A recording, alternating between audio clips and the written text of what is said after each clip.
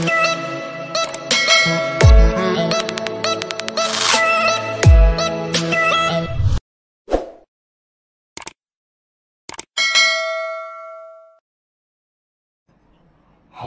Welcome to my channel at kung bago ka lang dito ay huwag kalimutang mag-subscribe at pindutin lang ang notification bell para lagi kayong updated sa aking mga bagong math tutorial videos.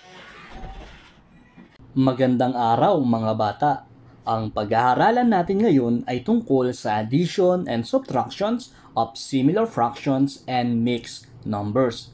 Pero bago yan, alamin muna natin ang ilang mahalagang terms na may kaugnayan sa ating pag-aaralan.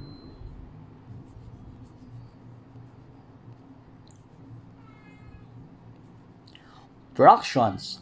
A fraction is a part of a whole. It has two parts, numerator on the top and the denominator on the bottom. The numerator tells the number of parts taken.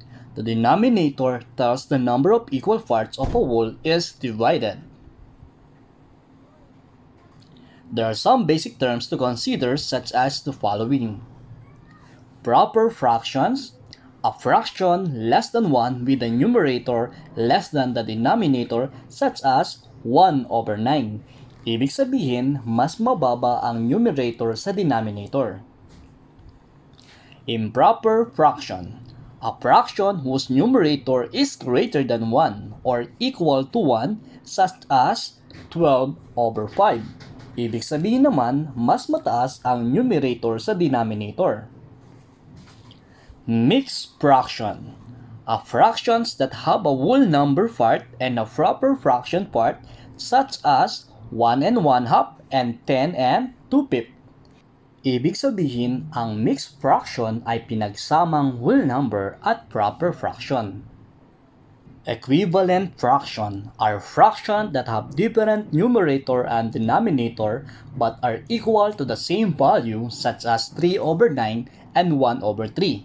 Sa equivalent fractions class, makikita natin magkaiba man ang kanilang numerator and denominator ay magkapares naman ang kanilang value, kaya po tinawag itong equivalent fraction. Lowest terms. A fraction is in simplest when top and bottom cannot be any smaller. Katulad class nung ating example sa equivalent fraction. 3 over 9, ang lowest term ng 3 over 9 is 1 over 3. Similar or like fraction are fractions with the same denominators such as 1 over 5, 3 over 5, and 8 over 5.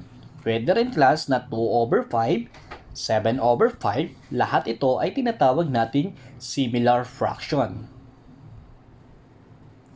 Dissimilar or unlike fractions with different denominators such as 5 over 4, 5 over 8, 5 over 3. Makikita natin class sa dissimilar fraction magkakaiba ang denominator. Example number 1. Add 5 over 9 and 1 over 9. Step 1. Write the given. Step 2. Add the numerator and copy the common denominator. 5 plus 1 is equal to 6. Then, kopyahin natin yung denominator na 9. Kaya po magiging 6 over 9. Step 3. Simplify. Write the answer in lowest term. So, i-divide natin yung numerator and denominator natin sa 3. 6 divided by 3 is equal to 2. 9 divided by 3 is equal to 3. Kaya po, nagkaroon tayo ng 2 over 3. And 2 over 3 is our final answer. Example number 2. 5 over 8 minus 1 over 8. Step 1. Write the given. Step 2.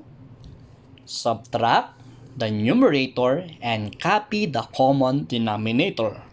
5 minus 1 is equal to 4. Then, kopyahin natin yung denominator na 8. So, magiging 4 over 8. Tapos, simplify. Write the answer in lowest term. Divide natin yung numerator and denominator by 4. 4 divided by 4 is equal to 1. 8 divided by 4 is equal to 2. So our final answer is 1/2. Para naman sa ating example number 3, addition of mixed fraction. Step 1, add the whole number and then the fraction. So i-add lang natin dito class yung ating whole number, 3 plus 1. So 3 plus 1 is equal to 4. Then i-add natin yung ating similar fraction, 1 plus 1 is equal to 2.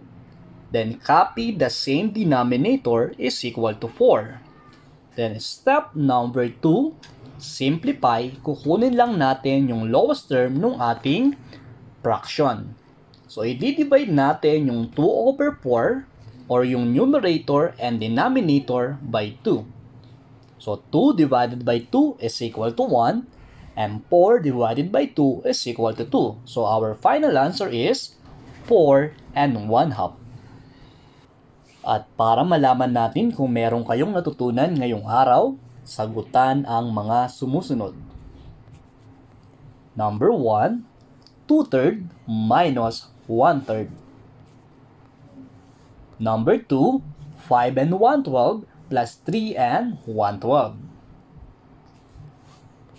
Number 3, 5 and 16 plus 9 over 16. At kung natapos nyo nang sagutan ang ating mga exercises, narito ang mga sagot sa ating mga katanungan. Number 1, 1 over 3. Number 2, 8 and 1/6. Number 3, 7 over 8. Hanggang dito na lang muna. Kung meron kayong katanungan, huwag pong mahihiyang mag-comment sa ating comment section. Muli, maraming salamat po sa panonood. God bless.